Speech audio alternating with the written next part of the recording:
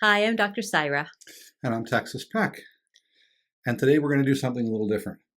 Surprise, surprise. Surprise! And we are getting so much positive feedback on the book, The How, and there's some really good teaching in it. And one of the things that's different, I think, as we move through this work, is that we're both doing the work. This isn't. It's not just theory; it's Yeah. lived practice. Yeah. For anybody who's. Can you be a little more excited when you say that instead of the? The lessons aren't always painless. Yeah. It's kind of intense. So if you haven't heard of us before, we are the co-founders of Advanced Consciousness Therapy, which is a new therapeutic modality that normalizes the merging of energy and psychology. And so what we want to share with you today is one of the spiritual axioms, which is one of the 10 immutable truths that are the foundation for this therapeutic modality. Right. And the book is The How, written by Monique Peck, who also happens to be my wife, making sure I get the plug in there, But so today, one of the things that we talk a lot about is following your intuitive knowing. And we're just going to brush through that because this is how we picked the topic for today. Mm-hmm. So out of the 10, I asked Dr. Saira to feel into what one that she wanted to speak about today. And there was sort of one and then an A and a B on the one. Mm-hmm. Yeah? We'll say it that way? Yeah. So the 1A, you like how she loves that one. 1A. 1A. Yeah. So I'm going to read it. And here's the axiom. There is always a choice. Even when circumstances are beyond our control, advanced consciousness therapy teaches that our inner state, perspective, and response are within our power. By reconnecting with this truth, clients reclaim agency and stop waiting for external conditions to change before choosing peace, clarity, or aligned action. That's a bit of a mouthful. Yeah, so this axiom is challenging us, those of us who feel like, I don't have a choice in this. This is just happening to me, and somebody else has decided that this is the situation that I'm in. Now, what we don't want to do is minimize anybody's external conditions, which may be hard. Right? Mm. You may be in a real life circumstance that is not your choice. You did not choose, for example, to live by that neighbor that, I don't know, did something, broke down your fence or whatever, right? You did not, you chose that house, but you did not choose who moved in next door. You chose, perhaps to live in a particular neighborhood, and suddenly everything is changing in that neighborhood, and maybe you didn't choose that, right? So there may be things happening externally that don't feel like your choice. What we're talking about is something deeper than that, right? That no matter what the external circumstances are that I find myself in, I have a choice as far as my inner state. Now, that's a big statement. That's basically saying that you're responsible for making that choice then.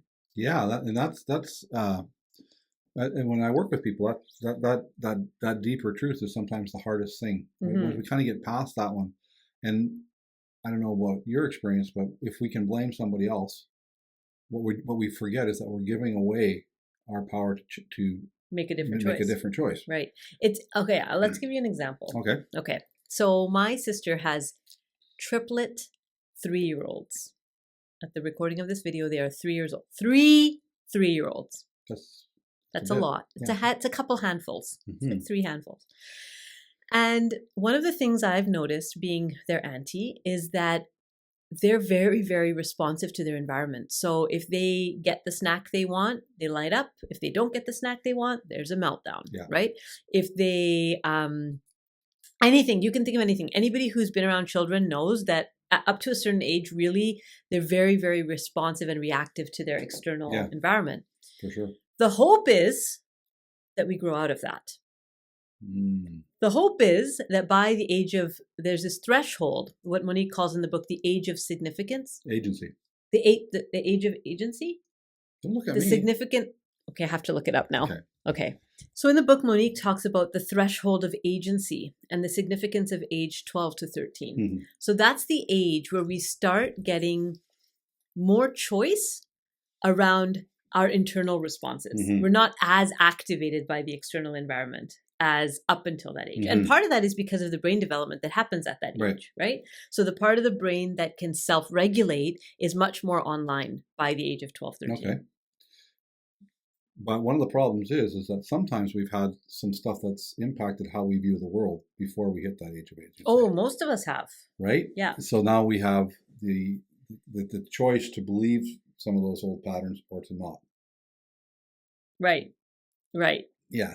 And so for most of us, unless we're really like, I don't know, like superhuman, advanced, unless we're very advanced, most of us develop certain patterns when we're really little, and then we just keep replaying those. And those patterns come out of adapting to our environments. And so we talk in the book about the 6 adaptations and how there's certain, and we each kind of have our favorite way of coping. So for me, one of my favorite adaptations was controlling behaviors.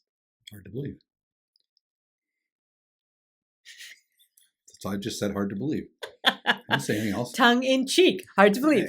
So for me, like age 12, 13, actually locked in those controlling behaviors even more fully. Right? Because I realized that by doing things a certain way, I got certain outcomes. And those outcomes kept me safe, kept me protected, kept me alive, gave me value, kept me socially connected, like all of these different. So when I behaved in certain ways, I was more accepted by my peer group, accepted by my family. That sounds pretty good. Why would you want to change that? Well, that's the thing, is our adaptations worked, and that's why we developed them. Right. But at some point, they stop working. Oh, okay. Right? Because our adaptations are not the truth of who we are. Ah, so there's another layer. Right. Right. So the basic premise in advanced consciousness therapy is that there's only 2 states. There's alignment and there's misalignment. So alignment is when we're being the truth of who we are. We're being that big, expanded, connected, in flow being that's beyond just the cognitive mind and the physical body. Right. When we're in misalignment, we're actually in our adaptations. All right. So how do we get to choose then? We talk about this other piece, right? That kind of comes in that first part of that, which is we have sovereign agency. And I don't think we can have this conversation without having that piece in there. So let's talk about that. Yeah. Yeah. So tell us, what is sovereign? Me? Yeah. Oh, man. Texas is putting me on the spot today in the teacher's chair. Yeah, well, you are in the teacher's chair. That's why I never sit over there. It's a scary place. So sovereign agency is, what is sovereign agency? It's our innate right to choose to make choices in our life. That I get to choose for myself, my life path. And that's actually something that comes with us when we're born. Yeah. So what we're saying is that from when you're really, really little, actually from when you're born, you get to make choices. Now, when you're really little, the choices you're making are informed by your environment only, really, because the goal, the goal at that age is just to stay alive, right, and to stay attached, all right, to stay bonded. Yeah. As we grow, and we're able to more look after ourselves a little more, now those adaptations, now those old ways of doing things change. Yeah. All through that process, though, we have sovereign agency. We have the right to choose for ourselves.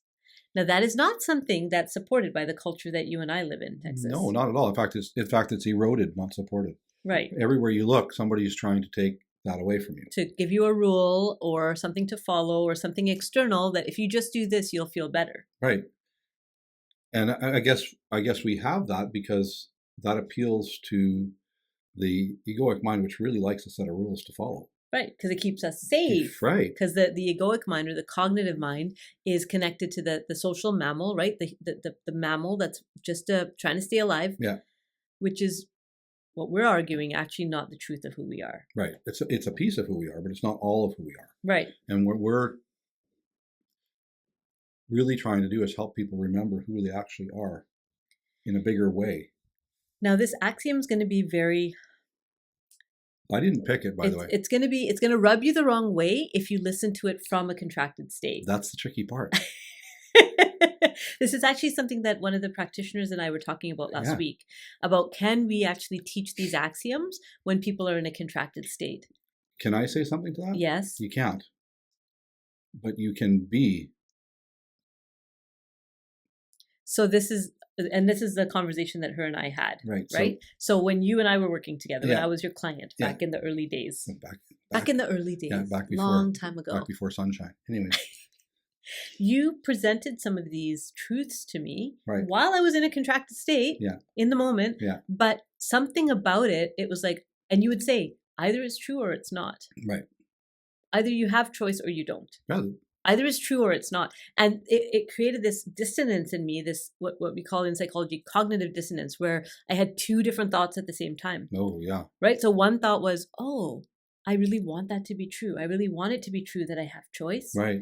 But the other thought was, well, you know that's not true because look at all the times in your life that you haven't had a choice. Yeah. It hasn't felt like you've had a choice. Right. And so those two thoughts were conflicting in my mind.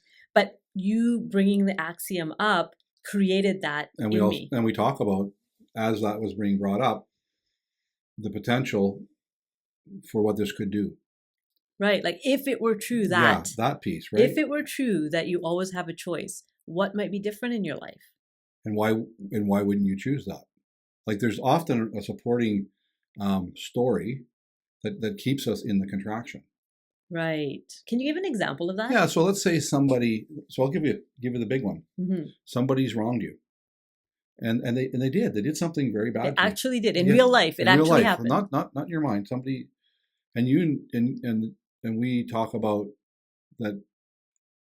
I have a choice of how I view that person.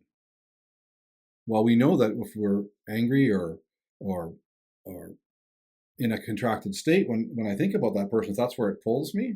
Now you're telling me that I have a choice about how I think about that person. It doesn't feel like you have a choice. Well, it feels unsafe. Right. So so you're telling me that if I lose all my barriers that I built up over years to keep myself safe from this person. Right. So we're saying, yeah, because you're also trapped in there. You're trapped in there with that belief. So when we come out of that belief system, and this is a big one, doesn't necessarily mean you reach out and make contact with that person. Right. So this book that Monique wrote, there's all these ideas that are out there, and they're good ideas, but how do we do it? We often hear the one, being angry with somebody is like drinking poison and waiting for the other person to die. Right. It's good. It sounds great. Yes. But how? Right. How do I actually First forgive? of all, the first key to all of this stuff is the hardest one, that I have choice, that I have sovereign agency. I can choose something different. Even when it doesn't feel like I can, even when I feel trapped. In fact, it'll feel the worst the first few times that we do this, because it's like I'm literally stepping into something I've never stepped into before. Now we've all had this happen, but we didn't consciously decide to do it. Okay, so can you give an example of that? So we've all had what we talk about as flow states. Mm-hmm. Right. So that's where I just knew I was doing the right thing at the right time, whether it was canceling a plane ticket to not get on the plane or get on a plane, or writing a song, those places where I just knew I was exactly where I was supposed to be. Mm-hmm. So what we're suggesting is that shouldn't be a random act. It should be our normal way of functioning. And there's actually a predictable, repeatable process that people can go through to come back into that flow state. I have an example about choice. Okay. And she's coming in, so we'll see where it goes. Who knows? Who knows? So my dad and I had kind of a bumpy relationship throughout his life. Lovely when I was little, and then him and my mom split up, and more fraught as I became an adult. And I was kind of stuck in this people pleasing with him. Right. He was kind of stuck in like wanting me to be a certain way. So we had this weird dynamic that would play out. And there was a lot of kind of duty and obligation stuff underneath it. So we were having a family reunion at our house, which is in a little small town in the middle of the mountains. It's a really beautiful getaway space. And so every couple of years I host a family reunion. And this particular family reunion, I didn't want to invite my dad, my own father. I was like, it's just really hard to be around him. And as he was aging, he's passed away now, but as he was aging, it was like getting harder and harder to be around him. And I just couldn't. And so Faison and I went on a drive. And we drove, and through that drive, I just wept and wept and wept and wept and wept and wept. And through that weeping, it was like a chance for all of the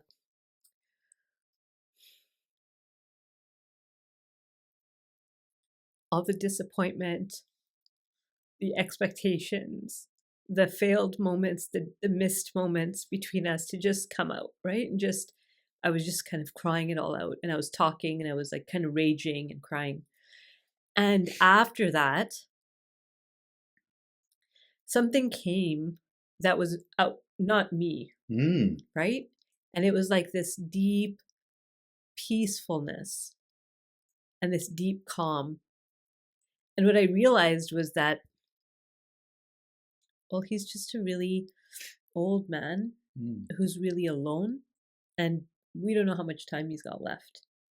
And that like, it really hit me right in my heart, like just this understanding of who this person is, beyond who he is as my dad, beyond the sadness and beyond my expectations and the failed relationship, beyond all of that. I just saw him as a human that was just trying to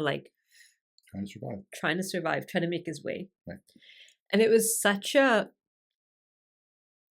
unexpected moment, right? And Monique actually talks about this in her book. She talks about unconditional love, and how unconditional love is something that just, it comes through us. We can't get it when we're in this contracted state. We can't get it from our human self. That should be really good news for people, right? Because it's like, I should be able to forgive them. I should be able to love them, but I just can't, because there's just too much history, or it's just too hard. Right. So in that moment, that choice was restored for me of how I get to interact with my dad. But it didn't really come from me. No, it doesn't. It came from another place. And so some of these principles, some of these spiritual axioms will feel to the egoic mind or the cognitive mind like they don't make sense. Like, how can I have a choice in this, right? He's done these things. I've had these responses. We have this history. Every time I'm around him, I'm a bit on edge. And there's good reason for that. Yes. Right? How do I have any choice in that? Well, in that moment, I saw, like, because I got this new perspective on him, suddenly choice opened up again for me. Like, I get to choose. So I did invite him that summer to the family reunion, and it was fraught. It was just a continuation of our, nothing much changed on the outside, but internally, I wasn't bracing against him. Right? I wasn't trying to make it a certain way or please him or do my duty. It was just like, okay, I'm going to spend time with this person. And then after that, even deeper, I was going to spend some time with him, and I just got this like really clear instruction of like, just go play cards with your dad. Just go play cards with your dad and spend some time with him. And I got that instruction on a Sunday, and I was going to go see him on the Monday. Monday, he actually ended up in hospital, and then he died on the Thursday. So, but before he died, it's like I had made peace. Yeah. Right? I had turned the corner and just totally released him. I have a choice here on how I relate to this man, even though we have this history. So you and I have both done a lot of work with folks, one-on-one. And one of the biggest things that we work with, correct me if I'm wrong, is people trying to come to peace with somebody who's passed. Yes, a lot of people have that as part of their story. Right. Like I'm still not, it's not complete yet. Yeah. And it could be 20, 30 years after the person's passed. They're still in the same thing. Yep. So what we're saying is that at any time you have agency to change that. Right. So even if the person has already passed away, maybe years ago, in this moment, I can shift how I relate to the memory of them, how I relate to the energy of them. When I think about that person, I could have a totally different experience. Right. And the more we practice moving from the contracted state, first of all, that has to happen because we recognize that it's possible. And then when we move into that other state, which is an expanded state, we have a different perspective on all things. Yeah. And that perspective is maybe something you've never seen before. Yeah. Or had it, but didn't know how you got there. Right. We've all had that, climbed up halfway up a mountain and you look out and you just go, wow, nature is so beautiful and everything is, we have a moment of clarity. Maybe we have a day of clarity. And then we go back into our regular life and it kind of just evaporates and we're back in the struggle and we're back in conflict with our boss and with our spouse or whatever that is. Yeah. But what we're saying is that all of life is an opportunity for us to expand our consciousness. And that every moment is a choice point. Yeah. Right? We don't have to wait till some big thing, some big blowout to act differently. Right now in this moment, I can choose my inner state and I can choose how I'm relating to the situation. Yeah, that's a tremendous amount of energy that we look at freeing up. If you think about in your day today, how much of your decisions are made out of conflict, or trying to avoid conflict. Yeah.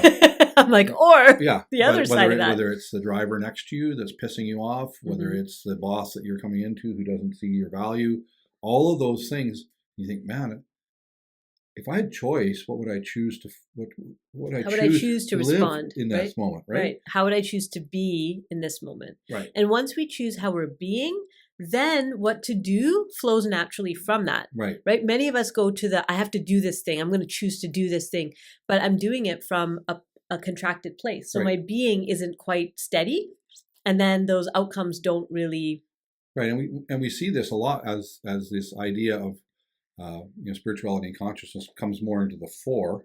There's also a lot of well, you should do it this way. Right. This is what it looks like. Or you should just you should just be happier. Can you not just love people?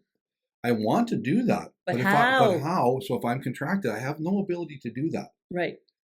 And how we can tell this really quickly, if you're questioning this, is if I have some sort of an agenda, any sort of an agenda, then it's not coming from another centered place. Which again is the opposite to how many of us have been trained, right? Like we should. Oh, that's strong. Been trained. We've been trained. We've been trained to have transactional relationships, Texas. Yeah. Unfortunately. Right. Yeah, it is. Yeah. It's like, what can I get from you? Give me an example. Well, I'm going to make it tougher. Give me an example in your marriage. Oh. Wow, now you put that on the table. Oh my gosh. So here's a simple one that's up for me right now is around food and food prep and cooking, right? So I love to cook. I just really love it. I'm really good at it. My food is delicious. And my dad, so that's another link to my dad. My dad was a really good cook and made really tasty meals. When my dad left my mom, I ended up kind of taking on some of that as far as helping my mom with meals.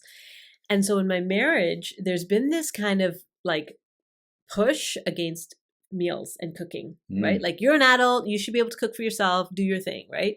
And my husband's fine with it, like he'll whatever, but I know he feels really nurtured when you cook. I cook.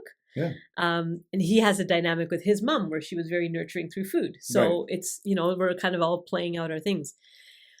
When I cook and want some sort of a pat on the back, that's when it's that transactional thing. Yeah. Right? Like, okay, I've cooked for everybody. Now everybody better enjoy the food. And we better all tell mom how good it is, or we better all something. Right? And it's very subtle and nothing is said, but it's felt in the household. Right. So then, but if there's no love coming in that way, then how does it come in? Well, because it comes out of duty. No, but when I'm doing that cooking stuff, it's not out of love. Right. It's out of duty and obligation, and I should. Right. And when I let go, and so it's only recently, right, that I've been able to more and more like let go of the duty stuff around food. And so now when I'm cooking, it's like love is coming through and pouring. Where does that come from?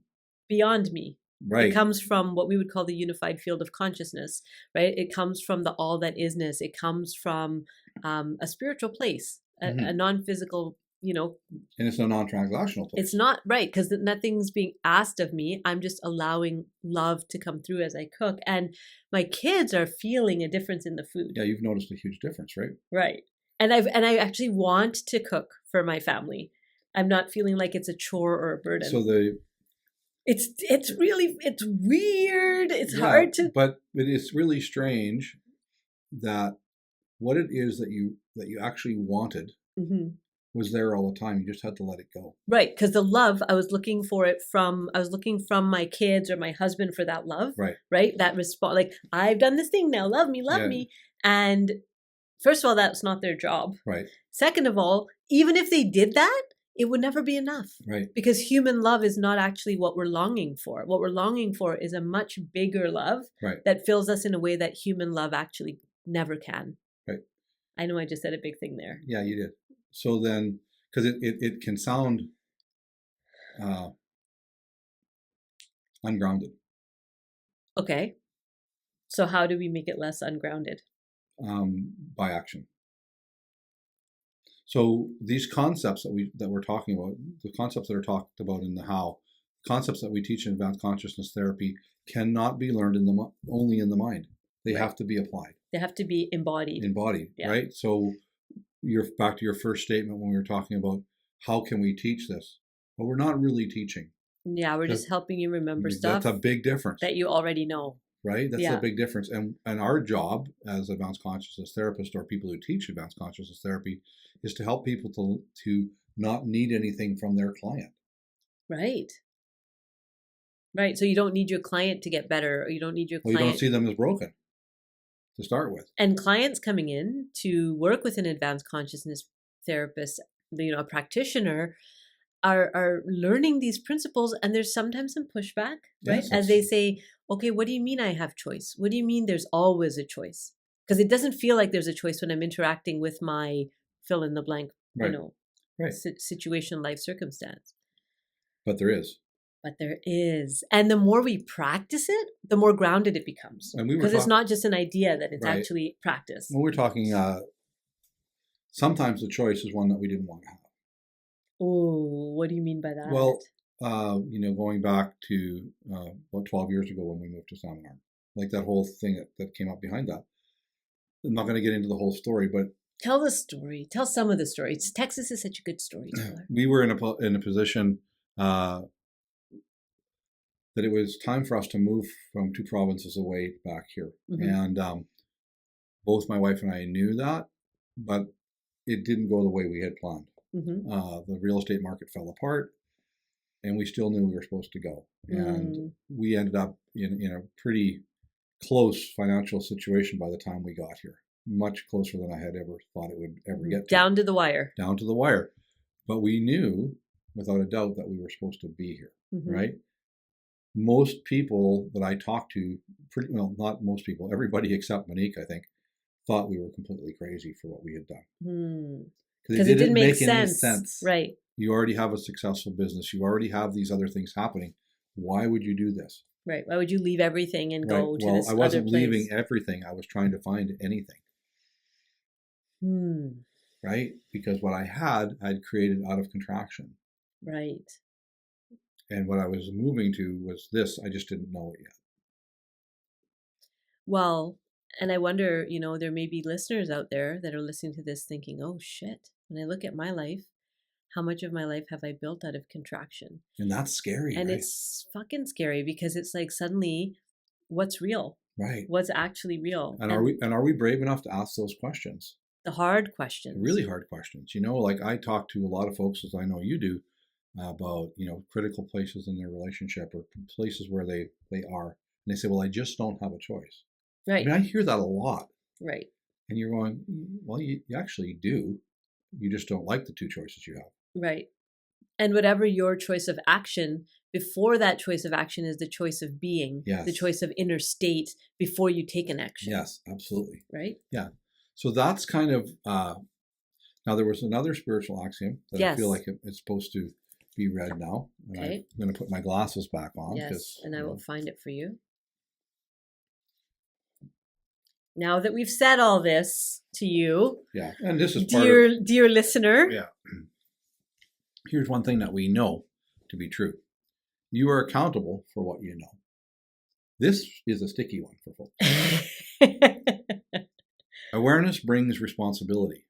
Once a practitioner or a client becomes conscious of a truth, pattern, or choice point, they can no longer pretend not to see it. This axiom empowers clients to take ownership of their healing and evolution without shame. Because acknowledgement is not blame, it's liberation. I really like the way that Mick wrote that last line, right? Acknowledgement is not blame. It's liberation, right? So we talk a lot in the energy world about, sort of my background is that everything is energy, right? And that there's liberation of energy. And we see that. So energy can get trapped, and then it can be liberated. So if you have a lot of fear in your life, there's a potential for you to have a lot of love. And I remember you and I talking when we first started working together. I get so excited when people come in and they have a lot of baggage. We'll call it that. I think that's it's like I got this and I got that and I got this. And this trauma and this childhood thing and this diagnosis and this thing and this. Yeah, I get really excited because from my lens, that's just an awareness of a lot of energy. That's kind of stuck and trapped. There, right? It's there. We can't access it. We can't access it. We can't access it. So when we talk about these concepts that we just covered today, that you have choice, and that in this other place, those things become something else. Right. So the fear could become love, right? The shame can become wisdom. All of those things are, and we see it. We see it. And if you're listening and you're like, well, that doesn't really make sense. Well, it won't make sense to your logical mind. Yeah. But you may have had an experience of this. And you may, as you step into your own journey, you may start to see like, oh, wait, that thing that felt like this burden, this heavy thing was actually one of my greatest teachers. It was actually one of my greatest gifts. Right. Yeah. So it's a lot to cover. We don't really come on here to teach full lessons. But now you know, and you're accountable for what you know. You're never going to I'm so sorry. But so if you take some of these concepts deeper and you start practicing in your life, so if you're interested in learning how to practice kind of what we're talking about, get the book, The How by Monique. It's available on Amazon. And in the book is the Presence Protocol, which is our predictable, repeatable tool that you can use to come back on a regular basis back into alignment and have more and more experiences of being in a flow state in your regular life. As you practice this, there will be speed bumps, there will be roadblocks, because anything that wasn't love is going to come up for healing. Mm-hmm. Yeah, it's one of the other things we teach is that your intuition always takes you to your own healing. That's its only direction. Right. So it's not necessarily like all butterflies and sunshine and smiles and love and light, right? There will be a period of maybe tumultuous rejigging of your life and of your belief systems. That's part of the process. Mm-hmm. That's part of it. And if you're wanting to do this in a deeper way, we actually are offering one-on-one sessions with our advanced consciousness therapist. So you can go to our website, you can book in a session, a quick consult call to see if that's something you want to do. We also have a monthly Q&A call with Monique, where she talks about some of the principles in the book. And so you can ask your questions there. You can join our newsletter. And we do run for very specific things, but if it's something that you're really interested, reach out. We do mentorship groups too. Yeah, we do groups. So if you're wanting to like kind of go a little bit deeper dive with Texas and I, then you can reach out in that way and listen to the other podcast episodes. We've got about quite a few episodes. Yeah, and there's a bunch of stuff there. And there's lots on YouTube and Instagram, and so check us out and leave your comments. We'd love to hear from you what you think and where some of this clicks with you. If some of it like kind of rubs you and you're like, oh, I don't really understand that. Please ask us questions and we'll have a bit of a dialogue in the comments around this. Okay. Thanks for your time and for being with us till the end. Thanks for being curious. That's where it starts. Mm-hmm. We're curious that we could. Is there another way? And we're saying, yeah, there is. Thank you. We'll talk to you later. Bye-bye.